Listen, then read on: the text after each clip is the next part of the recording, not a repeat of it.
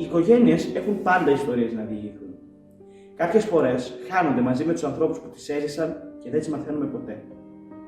Άλλοτε πάλι μένουν κρυμμένες για καιρό, ξεπηδούν τυχαία μέσα στις κουβέντες και μας μπρόχνουν να τις ψάξουμε.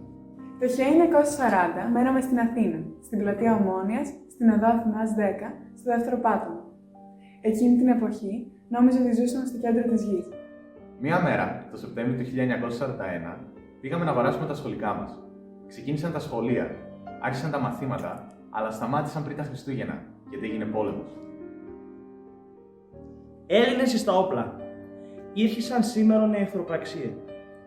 Μα τι ήταν αυτός ο πόλεμος? Την Τρίτη, 27 Απριλίου 1941 που μπήκαν οι Γερμανοί στην Αθήνα, ο πατέρας μου τράβηξε μια γραμμή στο ημερολόγιο. Κοιτάξαμε από το παράθυρο. Από τότε, κάθε μέρα βλέπουμε την κόκκινη σημαία με τον αγγελωτό σταυρό στο κοντάρι της Ακρόπολης. Οι Γερμανοί στρατιώτες ήταν αγέλαστοι και ήταν παντού. Δεν καταλαβαίναμε τη γλώσσα τους. Όμως, ακόμα και τα μικρά παιδιά, ξέραμε τι θα πει Verboten. Όλα άλλαξαν. Δουλειές, επισκέψεις, γιορτές, όλα πριν την απαγόρευση κυκλοφορίας. Το χειμώνα του 41 έπεσε η μεγάλη πείνα. Ο μπαμπάς μου έκλεινε τα μάτια για να μην βλέπω τους νεκρούς. Εγώ όμως κοιτούσα ανάμεσα στα δάχτυλα και τους έβλεπα. Μια μέρα οι γονείς μου πήραν ψεύτικα χαρτιά από φίλους στην αστυνομία. Η μαμά μου από Φρίντα έγινε Ειρήνη. Ο μπαμπάς μου Αλέκος αντί για Αβραάμ. Τον αδερφό μου τον Γκίεχελ τον φωνάζαμε Άκη. Εμένα, που με λένε Ρεβέκα, με είπαν Κούλ. Στην αρχή το πήραμε για αστείο, αλλά δεν ήταν. Ήταν προφύλαξη. Το συνηθίσαμε τόσο πολύ που το χρησιμοποιούσαμε ακόμα και μετά τον πόλεμο. Ο παππούς και η γιαγιά πήγαιναν σε χριστιανικές οικογένειες, ενώ δύο από τους θείους στα βουνά της Θεσσαλίας, μαζί με τους αντάρτες. Φθινόπωρο του 1943. Ένας φίλος του μπαμπά μου κανόνισε με μέλη του ΕΑΜ Αθήνας να μας κρύψουν στο χωριό Ματσάνι, μέχρι να τελειώσει ο πόλεμος. Μπήκε χειμώνας. Βάλαμε τα πράγματά μας σε ένα κάρο και ξεκινήσαμε. Φτάσαμε νύχτα, σταματήσαμε σε ένα σπιτάκι. Είπαμε ότι φύγαμε από την Αθήνα για να σωθούμε. Αυτό είπαμε μόνο. Μας έδωσαν τραχανά και ζεσταθήκαμε. Μας έδωσαν τα κρεβάτια τους και στρώσαμε να κοιμηθούμε. Στην πραγματικότητα ήταν ένα καλύβι. Δεν είχε ούτε ρεύμα ούτε νερό. Και η τουαλέτα ήταν κάπου έξω στα χωράφια. Ήμασταν οι μόνοι που είχαμε σεντόνια στο χωριό.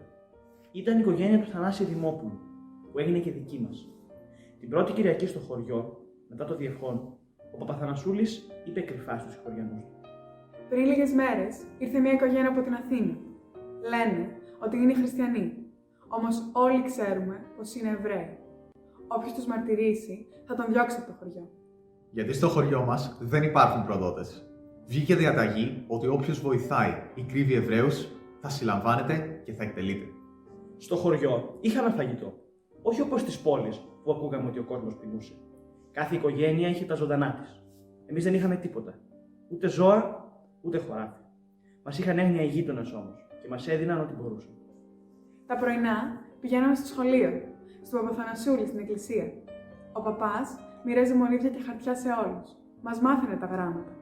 Τον Παπαθανασούλη τον αγαπούσαν όλοι. Όλοι στο χωριό είχαν φόβο για τους Γερμανούς. Όταν ερχόντουσαν, έψαχναν να βρουν αντάρτες ή Εβραίους. Όταν βλέπαμε τις μοτοσικλέτες από μακριά να ανεβαίνουν, χτυπούσαμε την καμπάνα. Ήταν το σύνθημα για φευγιό. Εμάς μας έπαιρναν μαζί τους οι άντρες στο βουνό και μας έκρυβαν στη σπηλιά του Καραμάνου. Βάζαμε κλαδιά στην είσοδο για να μην φαινόμαστε. Πήγαινα κοντά στα κλαδιά και έβλεπα κομματάκια ουρανό. Οι Γερμανοί τον Ιούνιο του 1944 έκαψαν το δίστομο. Εκτέλεσαν άντρες, γυναίκες και παιδιά. Λίγο αργότερα έφυγαν από την Ελλάδα. Είχαμε μείνει 11 μήνες στο Ματσάνι, κοντά στους σωτήρες μας. Τελείωσε το κακό. Στην Αθήνα δεν είχαμε σπίτι, δεν είχαμε τίποτα. Το Δεκέμβρη του 1944 ξεκίνησε ο εμφύλιος. Τον Αύγουστο του 1945 μπήκαμε στο Empire Petrol, το τελευταίο πλοίο που έφευγε από την Πειραιά με προορισμό την Παλαιστίνη. Αυτή θα ήταν η πατρίδα μας. Σαλόμ, είπε ο πατέρας μου. Έχω περάσει πια τα 80. Έφταξα τη ζωή μου στο Ισραήλ με τα παιδιά και τα εγγόνια μου. Ξαναγύρισα όμως στο Ματσάνι. Κρυονέρ το λένε σήμερα. Πήγα στο σπίτι μας. Συνάντησα τα παιδιά που παίζαν μαζί. Παππούδες και γιαγιάδες σαν και εμένα. Μίλησα ελληνικά. Για αυτούς θα είμαι πάντα η Κούλα, η κόρη της Ειρήνης. Χρωστάω τη ζωή μου σε όλους εκείνους τους καλούς ανθρώπους που δεν δίλιασαν ούτε φοβήθηκαν να κρύψουν εμάς τους κυνηγημένους, που κράτησαν το μυστικό μας και μας έσωσαν. Είναι οι δικοί μου άνθρωποι. Είναι το δώρο που μου έκανε ο πόλεμος. Η οικογένεια του Παπαθανασούλη και του Θανάση Δημόπουλου τιμήθηκαν από το Yad Vashem ως δίκαιοι των εθνών, επειδή οι γονείς τους είχαν κρύψει στο σπίτι τους την οικογένεια Καμχή, στο Ματσάνι Κορινθίας.